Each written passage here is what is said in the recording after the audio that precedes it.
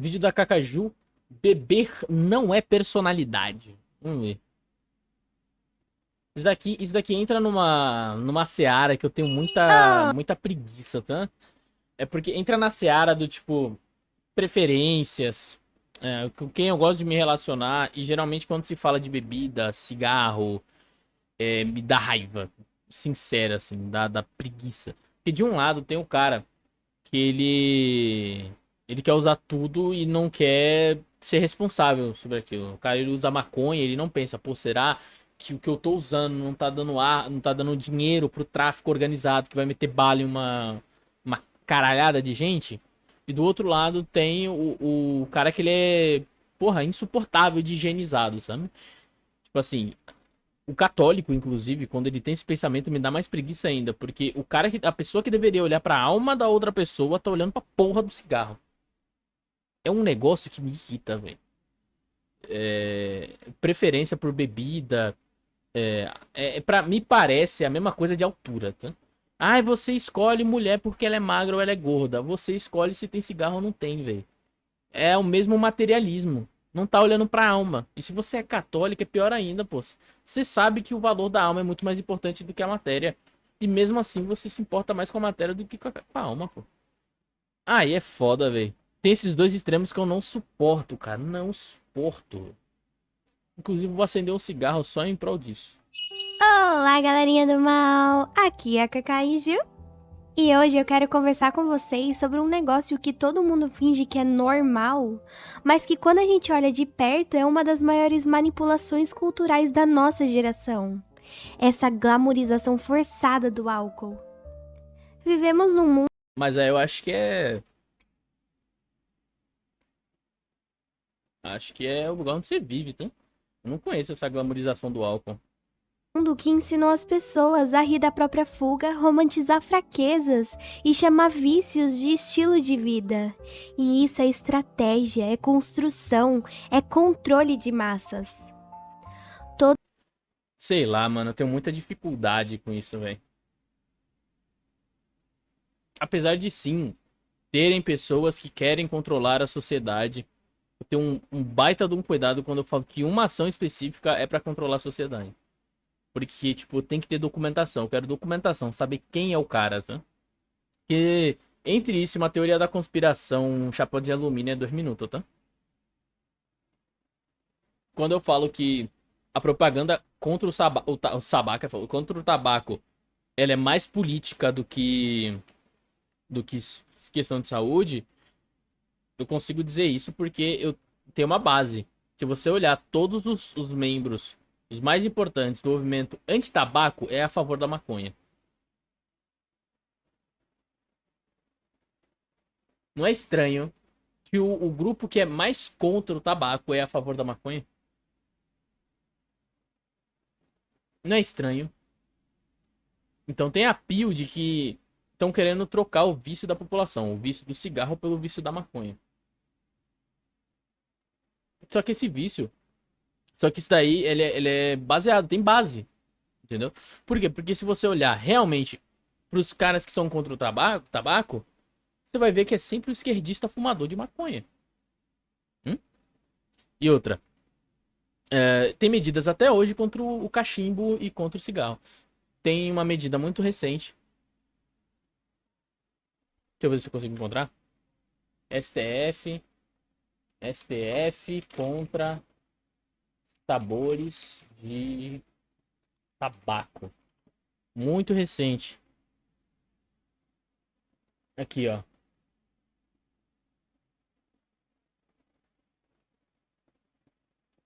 Hum, cachimbo.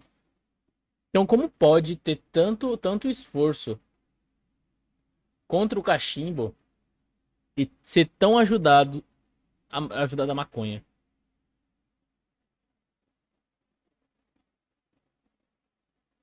Isso daqui é quando? 2018. Bem recente, inclusive. Mas tinha outra, eu não, pô, eu acho que eu não vou encontrar. Que era bem mais recente. Enfim,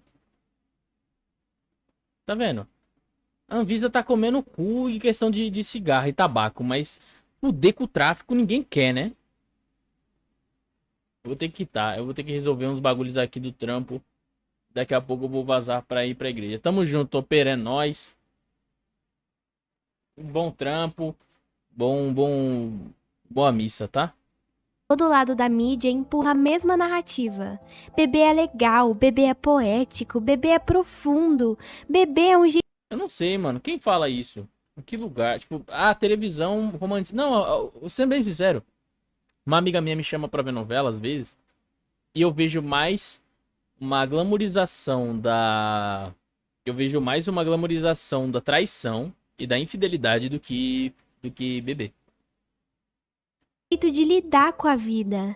Só que isso não te fortalece, não te amadurece e nem te liberta.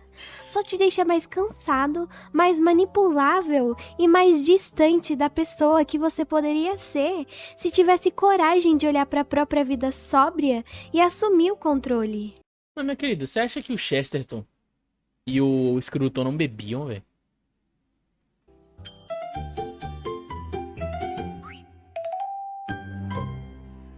A gente cresceu ouvindo que beber é normal, que beber é divertido, que beber é ser livre. Só Sei lá, velho. Eu só não tive essa experiência de vida. Eu acho que eu. Acho que eu cresci em outra porra. que nada disso nasceu espontaneamente. Essa ideia ela foi plantada, repetida e lapidada ao longo de décadas até virar uma Não tô sensação negando, tá? Eu tô tipo, porra, mano, eu não cresci com isso. Talvez exista. Você pode dar as provas aí, eu só, tipo, você tá apelando pra uma coisa que realmente eu não tô encontrando. de cultura. Filmes, séries, novelas, músicas e agora os memes, todos empurram a imagem do copo como se fosse um símbolo de identidade. É como se sem uma taça na mão, a pessoa perdesse personalidade. E o mais triste é que muita gente realmente internalizou isso e virou parte da própria narrativa, do próprio eu. E isso não é por acaso. Desde os impérios antigos, os governantes eles entenderam uma coisa simples. O povo distraído é um povo dócil. O povo cansado questiona menos. O povo anestesiado não incomoda. A bebida, ela remove a vergonha, afugenta a tristeza e extingue o pudor. E isso não é Não sei, sendo bem sincero. E aí, Hope, boa noite, boa tarde. A janela tá fechada. remove a vergonha. Tá vendo aqui um vídeo da Cacaju? Ela tá com. Errei, boa noite. Boa noite, olhando pelo horário, não olhando o horário. A gente tá vendo um vídeo que a Cacaju tá fazendo contra a questão de beber. Ela tá argumentando que a bebida ela é uma. A bebida não, mas o uso da bebida tá sendo culturalmente criado e que é um malefício. O povo anestesiado não incomoda. A bebida, ela remove a vergonha, afugenta a tristeza. Nesse sentido, tu gosta dela? Cara, eu gosto do canal. Eu gosto. Tem coisas aqui e ali que eu discordo, mas em si, eu gosto de uma pessoa pelo. Eu gosto de uma pessoa, por assim dizer, pela alma, né? Eu sou católico. Então, quando eu olho uma pessoa, eu tento ver se ela tá com sinceridade falando daquilo que ela tá falando. Não importa se tá certo ou errado. Certo e errado é um detalhe, eu discordo. Isso. E pronto. Mas quando a pessoa, ela fala um negócio falso, é uma pessoa falsa, eu não quero perto de mim. Mas quando é uma pessoa falando tipo, sendo verdadeira, falando alguma coisa, eu já gosto dessa pessoa, entendeu? Mas é gostar, né? Não é minha amiga nem nada, eu não conheço a pessoa. Mas enfim, eu gosto dela porque ela me parece que ela tá soltando alguma coisa, ela se importa com o assunto, sabe? E extingue o pudor. Inclusive, ela falou aqui que a bebida, ela tira um pouquinho das travas. Deixa eu puxar um pouquinho mais pra trás, só A pra falar de bebida, novo. ela remove a vergonha. A bebida remove a vergonha, então. Isso daqui, em alguns sentidos, é bom. A pessoa, ela é meio contraída, você bebe e aí, tipo, porra, vou soltar mais, vou falar mais. Eu sou uma pessoa assim, né? Eu acho que teve um aniversário de um amigo, da minha irmã, e ele, tipo, eu sou uma pessoa contraída, eu bebi, fico um pouco mais descontraído, ri, brinquei com a rapaziada que eu não conhecia, zoamos.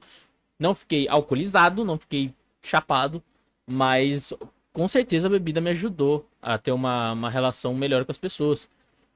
Então, sei lá, velho, eu não consigo olhar pra bebida com tanto ódio, assim, sendo bem sincero. E olha que eu não bebo tanto. Quando eu bebo uísque e bebo pouco. Ela já falou de assuntos relacionados a homem e mulher. Sim, já reagi a algumas coisas dela já. Por exemplo, ela falou. Não, o efeito do Lucifer não era, no caso. Mas eu já vi uns vídeos dela falando sobre. Eu gostei, sendo bem sincero.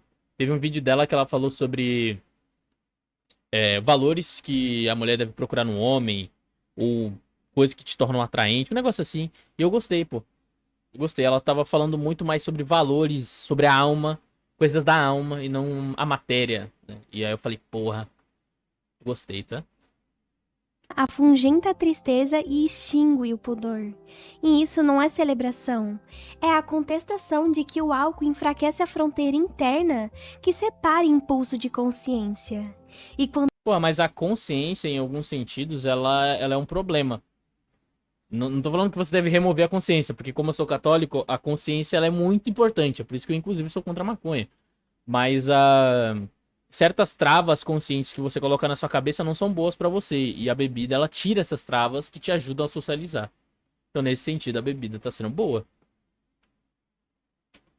Óbvio, o uso excessivo também é um problema. Por isso que o catolicismo ele se coloca contra a bebida quando ela tira a sua razão.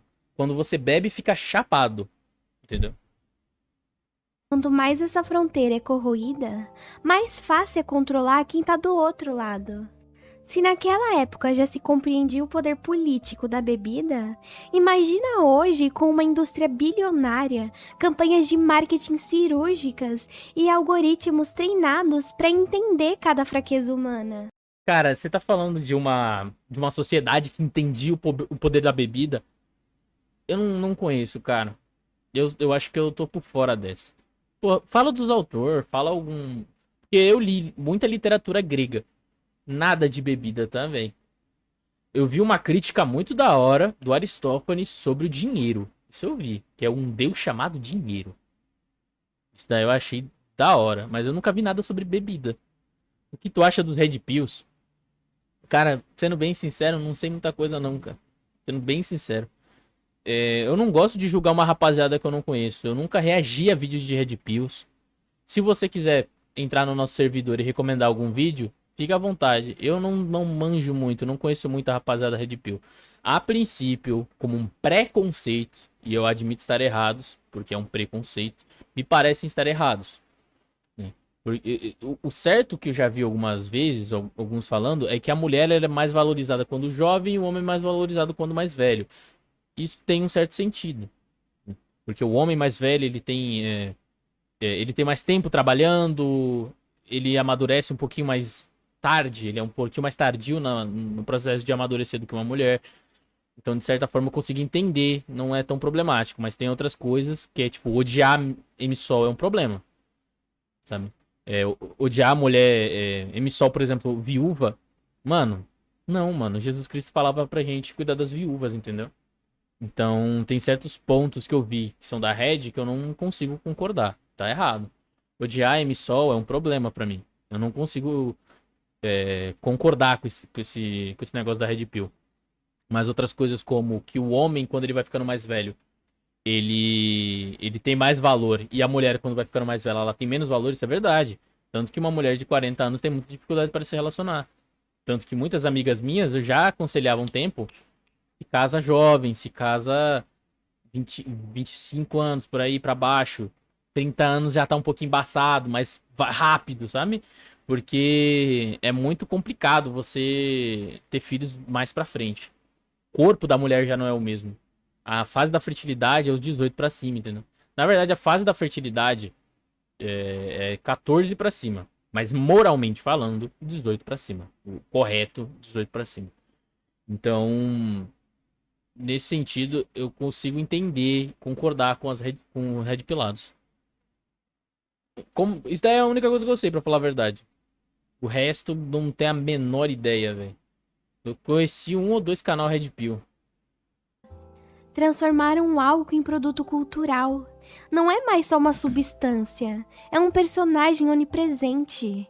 A garota que Caralho, bebe pra onipresente. esquecer, o cara que bebe porque a vida é difícil, o casal que brinda pra comemorar, tudo vira estética, tudo vira narrativa vendável. O álcool aparece como um ritual emocional que supostamente te liberta, mas que na prática só te deixa mais manejável. Cara, mas como que vocês conseguem explicar grandes intelectuais que bebiam, velho? Tipo, se a bebida ela é tão problemática, como que os grandes intelectuais bebem? Como que eles não perceberam isso e falaram, caralho, isso é um problema? Se teve e eu tô chapando, seria interessante falar. E quando Eu uma posso estar chapando, eu nunca perco essa possibilidade. Ó, existe a chance de eu estar chapando, tá pessoa metendo começa a louco. tratar a própria fuga como algo poético, Que arma é ela essa, não mano? percebe que ela tá repetindo exatamente o tipo de comportamento que governos, impérios e corporações sempre incentivaram. Ah, tá. Nesse sentido, eu posso concordar contigo.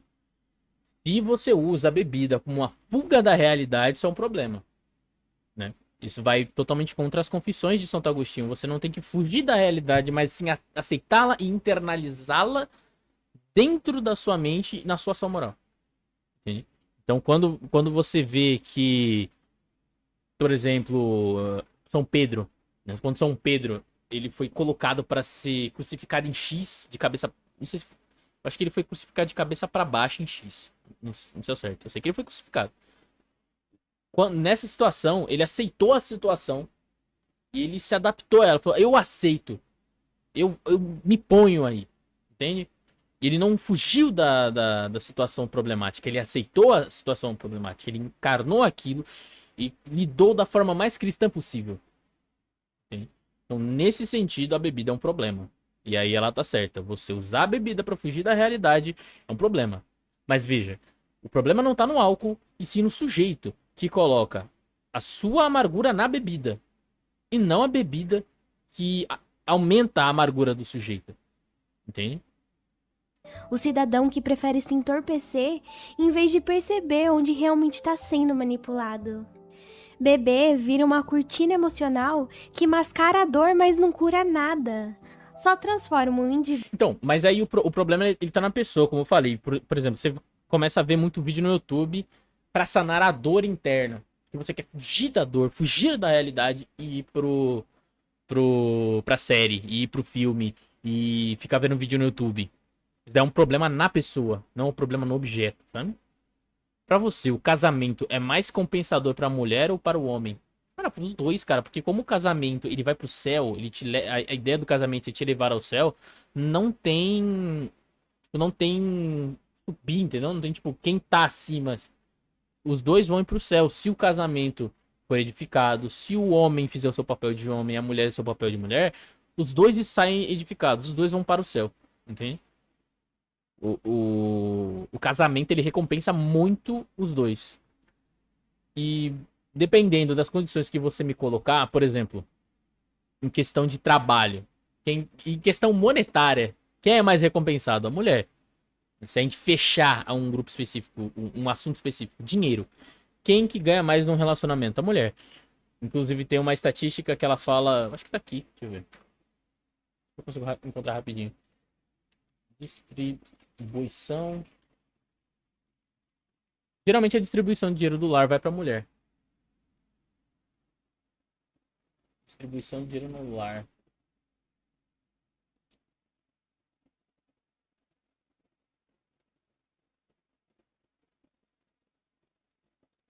Não.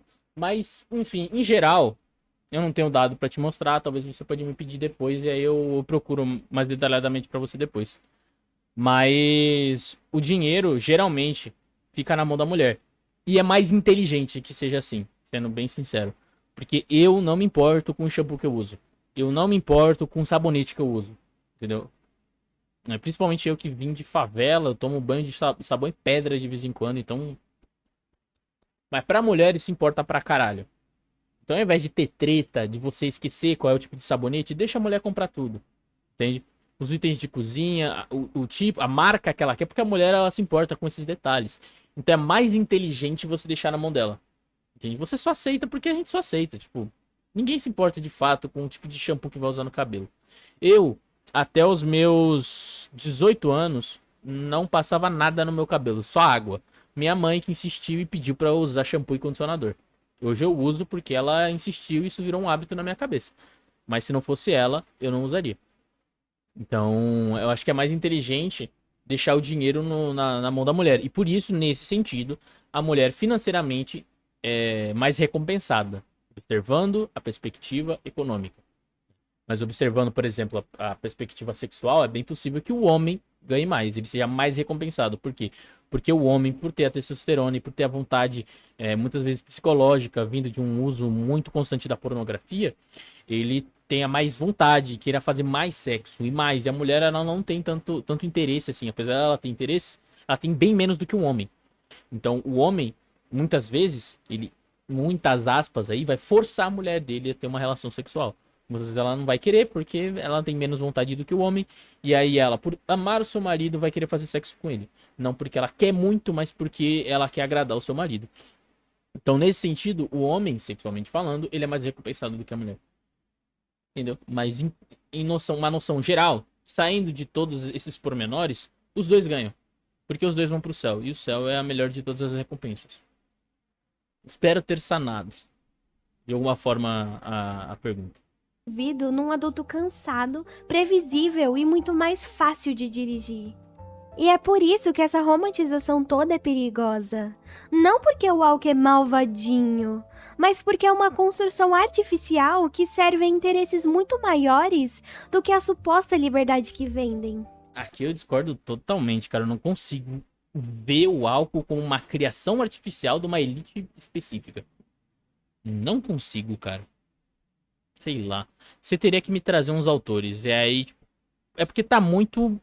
Ah, não consigo ver isso, cara. Não consigo, velho. O meme do copo fofo esconde uma realidade muito mais séria. Nada fortalece tanta manipulação quanto uma população que não consegue ficar sóbria nem da própria vida. O mais irônico é que quando o álcool vira parte da personalidade das pessoas, isso não acontece porque elas decidiram por conta própria. Acontece porque alguém lucra com isso.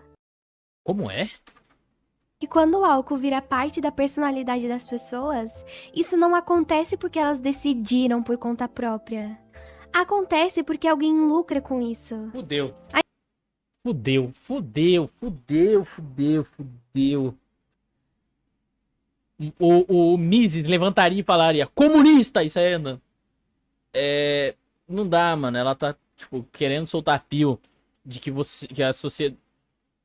Peraí, qual você acha que pesa mais em um relacionamento? Beleza, dinheiro ou status? Depende da pessoa. Pra mim, nenhum desses dois. Nem desses três. Pra mim, nenhum desses três. Como eu falei, um dos problemas das pessoas é que elas são muito materialistas. Elas estão olhando muito pro físico. O mais importante pra minha pessoa, eu como católico, é a alma da pessoa. Ela é o que Santo Tomás de Aquino diz como amiga, é o princípio do relacionamento, né? A amizade. O que é o princípio da amizade do Santo Tomás de Aquino? Idem velen, idem nolem. Gostar das mesmas coisas e odiar as mesmas coisas. Se eu e ela estamos em comunhão do que a gente odeia, que é o demônio, o pecado e tudo mais, ou seja, católicos, e amamos a mesma coisa, nosso Senhor Jesus Cristo, nossa mãe, Virgem Maria e a comunhão dos santos, se a gente ama as mesmas coisas e odiamos as mesmas coisas, nós temos o princípio da amizade, que é o princípio que é um dos princípios do relacionamento amoroso, do matrimônio. Então, se ela tem esses princípios, ela já tá perto de um relacionamento comigo. E pra mim, isso daí são as coisas mais importantes. Alma. Você querer quando eu digo alma, fica até meio abstrato. O que eu digo quando eu falo alma? Eu falo de se importar com os valores que transcendem o tempo. Os valores que nosso Senhor Jesus Cristo ensina. Então, independente se a mulher é alta, independente se a mulher é magra ou gorda, independente de tudo isso, ela ama nosso Senhor Jesus Cristo e está tentando ativamente ser como ele, ser tal qual ele. Então, isso é o que eu busco numa mulher. Isso é o mais importante. Isso no fim das contas, é tudo que importa. Porque no Eclesiastes, inclusive, diz: tudo é vaidade. Entendeu? Tudo é vaidade. Então, toda beleza, dinheiro, status, vaidade. Vaidade. Talvez seja até difícil para muitas pessoas observarem tudo isso como vaidade. Olhar que a altura de uma pessoa é vaidade, a gordura da pessoa é uma vaidade, se você olha para isso, né? Pode parecer até mais difícil de você compreender isso como vaidade, mas no fim das contas é vaidade, porque observando pela perspectiva de Cristo na cruz, quando ele morre, ele carrega todos os pecados da humanidade. Na cruz, ele não olhou nada disso. Quando ele salvou a humanidade, nada disso ele tinha em mente. Se você era alto, se você era magro, se você tinha uma lábia, entendeu? Ele não olhava pra isso, ele olhava pra sua alma, pra aquilo que você podia ser, se você seguisse os valores que ele segue. E pra você seguir os valores que ele segue, que ele pede, no caso, você não precisa de nada disso. Você não precisa de beleza, você não precisa de dinheiro, você não precisa de status. Entendeu? Então é isso que, quando eu falo que eu me importo com a alma e que essa é a coisa mais pesada, mais importante, é uma... É realmente assim que eu vejo. E é muito diferente daquele papo de... Ah, eu me apaixono pela personalidade. Ah, você não gosta do corpo, você gosta da personalidade. É diferente. Não é isso. O que eu tô falando é alma, teologia, catolicismo. Tá? Então, pra mim, não pesa isso. Pra muitas pessoas, agora, observando o Brasil, pela perspectiva Brasil, beleza. Pro homem... Vamos fechar um pouquinho melhor. Beleza pro homem, dinheiro pra mulher, status pra mulher. Se você observar de forma generalizada, tirando as boas pessoas, que tem homem que não olha só beleza, mulher que não olha só dinheiro, de forma generalista, homem beleza, mulher dinheiro e status. Algumas mulheres olham mais pra beleza, mas eu vejo que a grande maioria olha muito pro status. E o status provém do dinheiro, né? Então tem uma certa relação ali. A mulher moderna tem esse problema. Mulher brasileira, eu não vou falar moderna porque eu não conheço mulheres de outros países, né? Então, generalizando, tendo em conta que é uma generalização, tendo em conta que pessoas específicas têm gostos específicos, eu acho que o brasileiro médio tem mais ou menos essas vontades. A indústria descobriu que não basta vender bebida. Ah, e só falando aqui da Cacaju, não, mano. As pessoas não gostam de bebida por causa de uma construção social, cara. Pelo amor de Deus. Para, você vai cair no marxismo. Você vai, no fim das contas, acreditar que você vai mudar a sociedade mudando os hábitos e a cultura. Tipo, é um materialismo muito, muito cuidado, velho. Tem uma dose de verdade, mas cuidado. É preciso vender um personagem. E é exatamente isso que ela faz quando transforma fraquezas emocionais em estética. A garota que ama o vinho, o cara que não vive sem cerveja, o amigo que precisa beber pra aguentar a semana. Tudo isso virou identidade de roteiro, identidade de meme e identidade de marca. Não é vício, é lifestyle. Não é fuga, é humor. E assim todo mundo vira cúmplice involuntário de uma narrativa que só existe porque alguém precisa que as pessoas bebam sem perceber que estão bebendo demais. O problema é que quando você repete uma piada muitas vezes, ela deixa de ser piada e vira parte de quem você é. E o homem, ele é uma criatura que se acostuma com tudo, até com o que faz mal. E a indústria sabe disso. Ela sabe que se você normalizar algo através da repetição, do humor e da estética, tudo aquilo deixa de parecer nocivo e vira charme, vira traço de personalidade e vira um jeito fofo de dizer que você só tá emocionalmente esgotado e usar uma substância ajuda... Isso de fato existe. Existe a estética do homem que bebe pra afogar as mágoas. Mas eu não sei, olha, velho. Não sei se isso é o produto dos mestres do capitalismo, mano. Não sei. Até agora foi só uma pio. Você soltou uma pio aí, né? Quem bebe, bebe quem quer. Suportar uma realidade que deveria ser enfrentada e não anestesiada. E enquanto tudo isso acontece, o álcool vai empobrecendo a mente por baixo da superfície. Menos sono, menos foco, menos clareza, menos disciplina. Menos foco, menos ansiedade. Tudo pelo regresso. mais impulsividade, mais arrependimentos, mais decisões burras que custam caro. Só que ao invés de encarar essa espiral como um problema, a cultura do meme transforma tudo em piada. A ressaca vira conteúdo, a baixa autoconsciência vira charme, a bagunça emocional vira estética. E quanto mais você ri disso, mais você perde a noção do quanto está sendo manipulada a aceitar uma vida que te enfraquece. E é assim que o vício, ou até o pré-vício, aquele consumo que ainda parece social, deixa de ser percebido como fuga e passa a ser vendido como autenticidade. A pessoa deixa de enxergar que está pagando para atenuar dores que deveriam ser resolvidas com maturidade, força e clareza. Ela se olha no espelho e acha que está vivendo a vida adulta, quando na verdade está repetindo um comportamento que a deixa mais frágil emocionalmente e mais previsível socialmente. No fim das contas, a glamorização não aumenta a liberdade de ninguém. Ela só garante que as pessoas se acostumem com as próprias fraquezas a ponto de achar que isso faz parte de quem elas são. E quando a pessoa acredita que seu vício é sua personalidade, ela para de tentar mudar. E é aí que ela fica exatamente do jeito que o sistema quer. O sistema é foda, parceiro. Previsível, cansada e completamente manipulável. Opa, pera aí, um alarme. Tem uma verdade que ninguém gosta de encarar. Beber é fácil. Fugir é fácil. Entorpecer é fácil.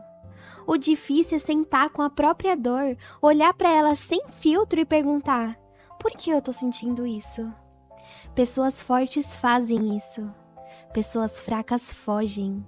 E é nessa fuga que o álcool se encaixa perfeitamente, como um atalho barato pra silenciar o que você não quer enfrentar. Quando alguém depende do álcool para ser social, para relaxar, para esquecer ou para aguentar alguma coisa, essa pessoa não tá vivendo. Ela tá terceirizando a própria capacidade de lidar com a vida. É como entregar as próprias emoções na mão de uma substância e esperar que ela resolva. Mas ela não resolve nada. Ela só te anestesia o suficiente para você acreditar que resolveu. É a maquiagem emocional que desmancha na primeira gota de lucidez. E quanto mais você usa esse amortecedor artificial, menos autoconsciência você tem. Você perde o tato da própria realidade, porque... Peraí, quanto mais eu bebo, menos contato eu tenho com a realidade? Porra. Isso é complicado de se afirmar, velho. Começa a acreditar que seus erros são normais, que seus impulsos são engraçados e que seu descontrole é parte da sua vibe. A bebida, ela vira desculpa, vira escudo. Cara, eu consigo ver tudo isso que ela tá falando. Mas é muito complicado essa explicação que ela tá dando. E vira moldura. E cada vez... Tipo, um negócio que ela tá dizendo que é culpa da indústria e da bebida que a indústria criou. Me parece muito mais um erro da própria pessoa, do próprio indivíduo e de uma outra elite que seria uma elite intelectual e não uma elite financeira. Seriam intelectuais da modernidade, né? Teologia da libertação. Aqui eu tô dando nome.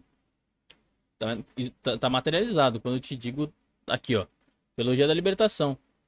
Deixa eu ver. Qual é o tipo de teologia de dinheiro? Eu esqueci o nome.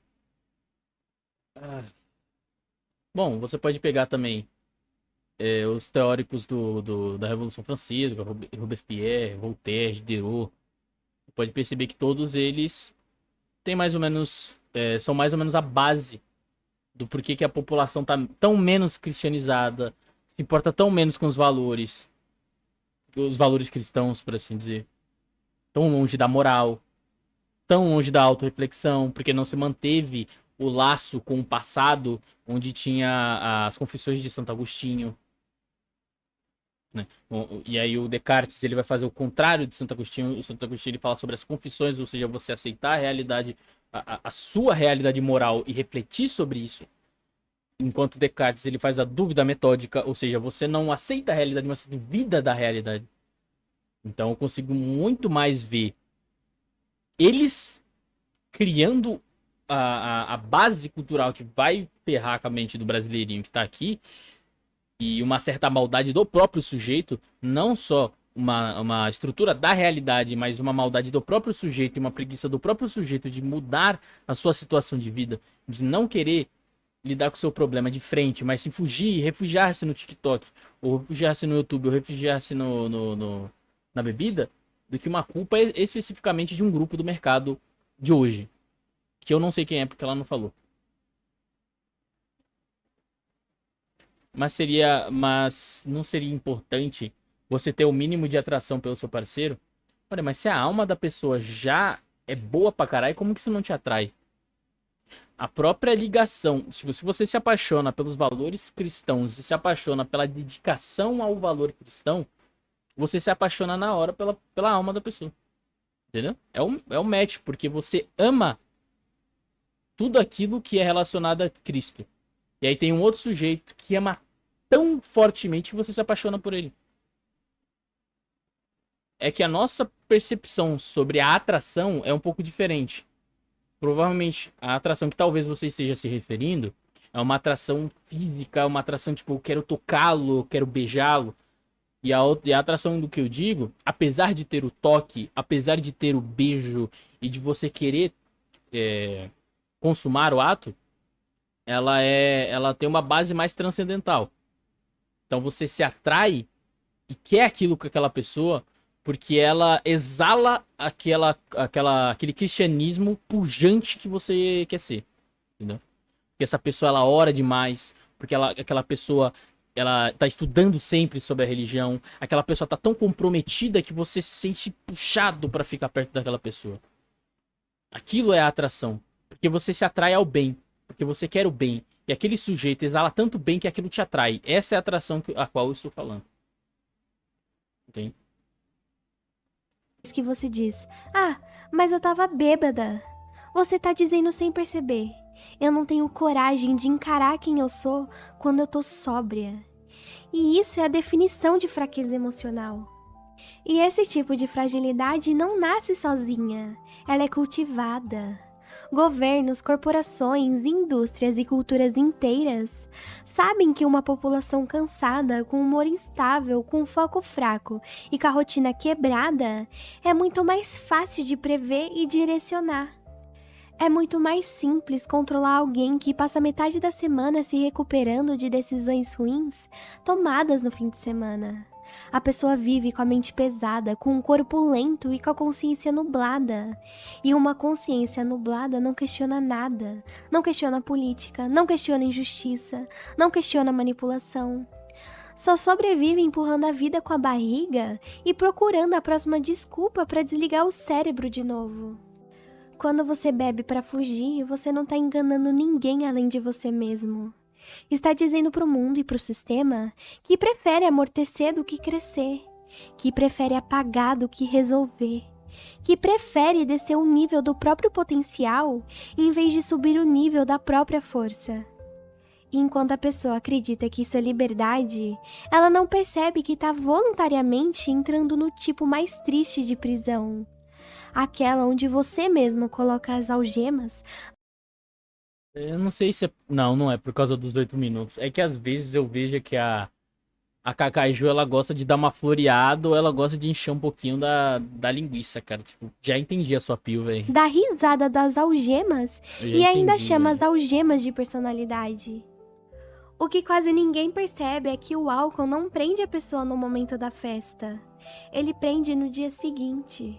A ressaca moral é uma coleira emocional. Ela te deixa culpado, cansado, envergonhado e com aquela sensação de que eu podia ser melhor, mas eu não sou. Só que no lugar de enfrentar esse sentimento e usá-lo para mudar, muita gente faz o contrário, bebe de novo para fugir dele. É um ciclo discreto, silencioso e quase educado. Vou no banheiro, já volto. Retornei, vamos lá. E é exatamente por isso que é tão perigoso. A pessoa vive entre dois estados, anestesia e arrependimento. E nenhum desses estados cria força, eles criam dependência. E quanto mais tempo você vive nesse ciclo, mais infantilizado você se torna emocionalmente. Porque a ressaca moral não é sobre o corpo fraco. Ele cria uma mente fraca, ele quebra a disciplina, destrói a autoconfiança e te convence de que você não é capaz de ser melhor do que aquilo. E quando uma pessoa acredita que já nasceu limitada, ela para de exigir mais de si mesma. Ela aceita uma versão reduzida dela própria e o resto do mundo agradece porque uma pessoa assim não incomoda, não questiona, não levanta a voz. Só pede desculpa pelos próprios erros e promete que da próxima vez vai ser diferente, sabendo que não vai. E é aí que a manipulação se completa. Não é o governo que precisa te derrubar. Não é a sociedade que precisa te silenciar. Você faz isso sozinha, bebendo. Você se enfraquece, se sabota, se diminui. Ah, eu consigo ver uma pessoa exatamente desse jeito que você tá falando. Bebeu, tá, e pipipi, popopó, mas, porra. Isso é específico, não é geral, velho. E ainda acha que tá vivendo intensamente. Aí, tipo, não conseguiu eu não consegui olhar pra isso e não falar, porra, é culpa do cara. Tipo, tá, tem um monte de empresa aí querendo vender bebida, mas tipo, meu amigo, você quis ou não quis essa porra? Foi você ou não foi você que botou o cartão de crédito ali? E quando alguém tenta te alertar, você responde com o mesmo discurso moldado pela cultura. Ah, mas é só brincadeira. Ah, mas todo mundo faz. Ah, mas eu mereço. A pessoa defende a própria corrente, como se fosse um acessório estiloso. No fim, a verdade é Caralho, a dura. bebida é uma O álcool corrente. não rouba grandes sonhos de uma vez. Ele rouba em pequenas parcelas semanais.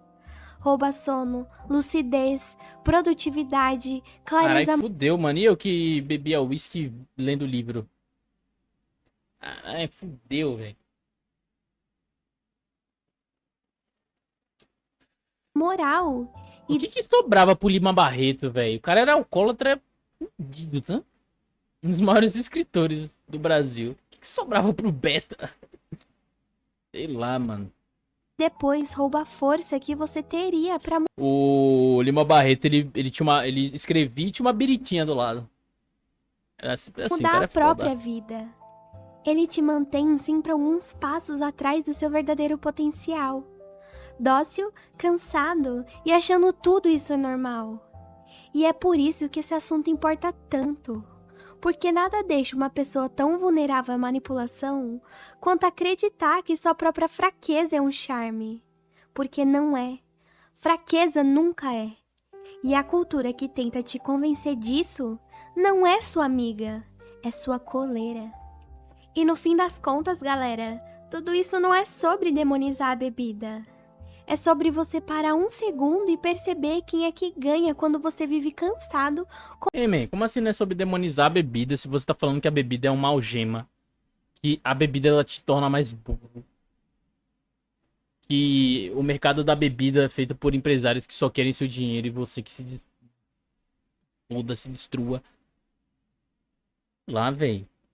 Tipo, eu não quero fazer isso, mas eu tô fazendo. Confuso, arrependido e chamando isso de vida adulta. E o sistema, a indústria e O a sistema é cultura foda. adora ver gente fraca achando que é forte só porque colocou o próprio vício numa moldura bonita. Pô, mas quem é o A sistema, real velho? é simples. Você não precisa beber pra ser interessante, pra ser cool, pra ser adulto ou pra aguentar a própria vida. Você só precisa ter coragem. Coragem de sentir, de enfrentar, de crescer, de dizer: eu mereço ser maior do que essa versão preguiçosa de mim mesmo. Isso é força, isso é personalidade e isso é liberdade de verdade. E se esse vídeo mexeu com você, Sei lá. Sei lá, velho. ótimo, era pra mexer mesmo. Agora me conta aí nos comentários. Você já caiu nessa glamorização do álcool alguma vez? De fato, você consegue perceber que existem os arquétipos. Existe um. Tipo, tem, né? Mas a indústria é foda. Essa é a indústria, o sistema. Quem é a indústria? Quem é o sistema? Eu quero nome, sabe? Já tratou fuga como charme? Quero saber da sua Eu vejo pessoas bebendo pra fugir da realidade. Mas saltar disso pra ter uma indústria foda, canalha, criação cultural, tipo, é um pulo, tá? Você tá daqui pra cá. Eu gostaria de saber de onde você tirou isso. experiência. Se curtiu o vídeo, deixa o like, se inscreve se já não for inscrito e manda esse vídeo pra alguém que precisa ouvir umas boas verdades. Palmas pelas E verdades. se eu não te fiz pensar, pelo menos te irritei. Força de kaiju no coração, com meu pijaminha e minha intenção. Enfim, é isso. Ela tem a musiquinha dela que vai tocar até o fim. Música longa pra caralho. Enfim, é isso. Só não concordo, mas é isso aí, mano. Tamo juntos, mais um vídeo da Cacaju. Acho que o vídeo que eu mais concordei com ela foi o de relacionamento. Ela falava sobre valores e tal, achei da hora.